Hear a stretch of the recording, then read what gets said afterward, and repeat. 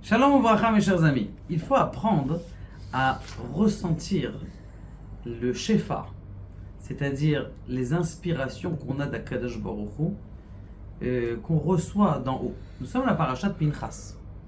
Dans la parashat Pinchas, il y a quelque chose d'étrange, c'est qu'il y a toutes les fêtes dedans. D'ailleurs, si vous regardez Pinchas, le mot P, Pesach, Yud, Yom Kippour, Nun, c'est les 50 jours de Shavuot, Chet, Hanouka, et Shmini Atzeret, et on a quoi encore? Et Pinchas, Samer, Sukkot. Vous avez toutes les fêtes donc, du coup. Yom Kippour, c'est aussi Chodesh aussi, donc tout est là. Donc Ishtabach Shemo La'ad Melech Malchei HaMelachim, dans la parashat Pinchas, il y a toutes les fêtes, et le Harizal il pose une question. Il dit c'est vrai qu'il y a toutes les fêtes, mais il y a une différence entre une fête et une autre. Il y a une différence dans les korbanot. Comme vous voyez dans les korbanot, c'est marqué Al-Ola Tatamid Veniska. C'est-à-dire Al, tu vas faire un korban sur un autre korban. Ça c'est marqué dans quoi? Dans Shabbat, dans Pessah et dans Rosh Chodesh. Pourquoi c'est marqué ça? Alors que dans Shavuot, donc ça veut dire que c'est un korban qui est très très élevé. Alors que dans Shavuot, c'est pas marqué ça, mais normalement la fête de Shavuot, c'est la fête la plus élevée, puisque c'est là qu'on est devenu homme, c'est là qu'on est devenu un peuple, c'est là qu'on est devenu un être connecté avec Akadosh Baruch Hu. Donc pourquoi à Shavuot? C'est pas comme ça. Donc ça c'est la première question. La deuxième question qu'il pose, il dit quelque chose d'intéressant.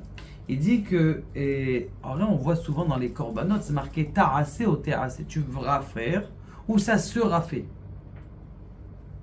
Ou tu vas faire, ou ça sera fait. A priori, qu'est-ce qu'on apprend de là? Des fois, le korbanot, il se fait, le korban ou la fête, elle se fait toute seule, ou des fois, c'est nous qui la faisons. Autre chose, déjà un petit peu dans les, comment on appelle ça, dans l'intimité conjugale, il y a des fois où on a le droit, et des fois où c'est aussi permis, mais c'est moins. Comment ça se fait qu'il y a des différences entre une fête et une autre, l'un ou l'autre? Alors la réponse, elle est comme ça. Il est marqué dans le Tehillim, Or Zarwa la Tzadik, ou les Ishrelev Simcha. Il est grand le Tzadik, la lumière elle est pour le Tzadik, et celui qui est content, il a de la Simcha. Il dit le Tzadik Katamar, il faut voir la suite du pasuk qui dit comme ça, Tzadik Katamar, que le Tzadik il est comme un palmier ou comme une date, Ke'erez Balebanon Izge, comme le cèdre qui pousse. Il dit la Masechet Baba Batra. Elle explique pourquoi est-ce que le Tzadik il est comparé et au palmier et comparé aussi au cèdre. Il dit comme ça, le palmier si tu le coupes ça repousse pas. Le cèdre si tu le coupes ça repousse. Donc ça veut dire que le tzaddik, qu'est-ce qu'il a comme grandeur? C'est qu'il a ce niveau-là de, même s'il a une avéra, eh bien ce qui se passe, ça va repousser. Alors que le tamar, il n'a pas. Par contre, il y a une différence entre le palmier et le cèdre, c'est que le cèdre, il n'a pas de fruits. Alors que la date, elle a oui des fruits. Le palmier, on sait très bien qu'il a des bons fruits. Donc du coup, pour te dire que le tzaddik, et il a des fruits, et il va repousser si Chaz Shalom le Yetzer Hara vient.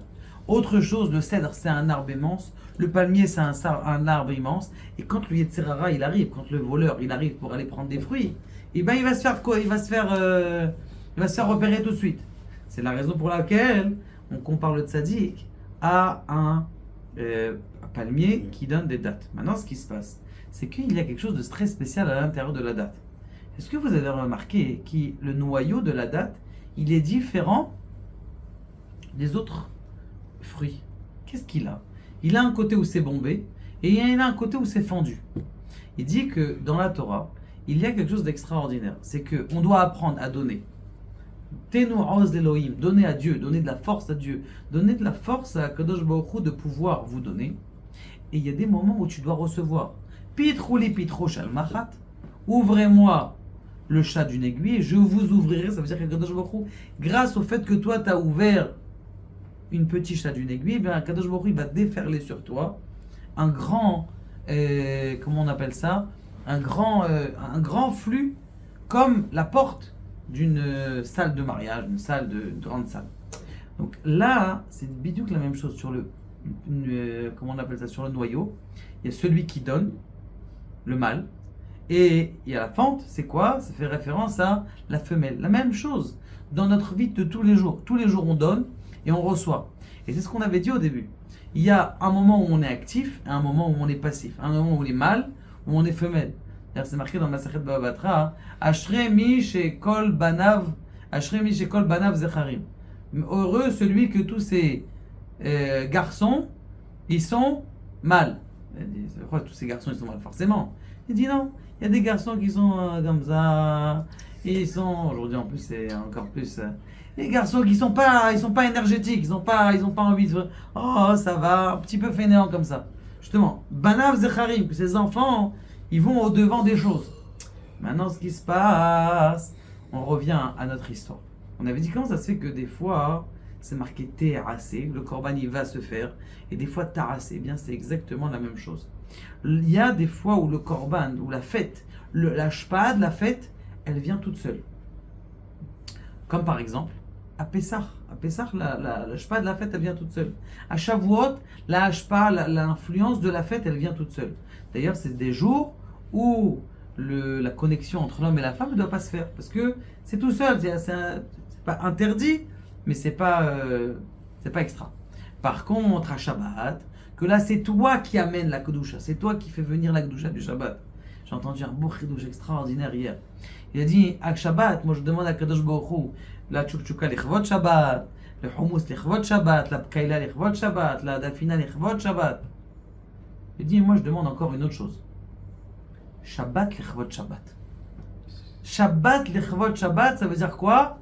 Ça veut dire que il faut aussi sentir cette sanctification du Shabbat. Tu la ressens, ta plénitude à l'intérieur de soi. Celui qui a ressenti, il sait de quoi je parle. Celui qui n'a pas ressenti, malheureusement, il ne sait pas ce qu'on revoit. Mais celui qui sent, il sent une certaine kedusha. Quand il a bien prié, il a bien étudié après la tfila, avant la tfila, il a bien mangé. Il y a cette émotion-là de, ça y est, j'ai reçu. Parce que je donnais aussi. Et c'est pour ça que, à certaines époques, on va dire, le korban, il est très très élevé. C'est vrai, mais on n'est pas actif. Et il y a des fois où justement on est actif. Donc ça veut dire qu'il faut apprendre à être comme ce noyau, savoir donner, le noyau de la date, et que le tzaddik il est comparé à la date, de pouvoir donner à Kadosh Baruch Hu la force de nous donner, et à un certain moment de justement être sensible à la Kedusha qu'on va ressentir. C'est quand qu'on doit être sensible à la Kedusha? Le soir du Seder à Pessah, le soir de Shavuot, où toute la nuit on doit étudier, on doit être sensible à la Kedusha que tu vas recevoir, et qu'Akadosh Baruch Hu nous aide, Be'ezrat Hashem, à comprendre et à tout le temps être des donneurs vers Akadosh Baruch Hu, vers le peuple d'Israël, et à apprendre aussi à recevoir d'Akadosh Baruch Hu grâce au fait que j'ai fait mes mitzvot. Baruch Adonai, la olam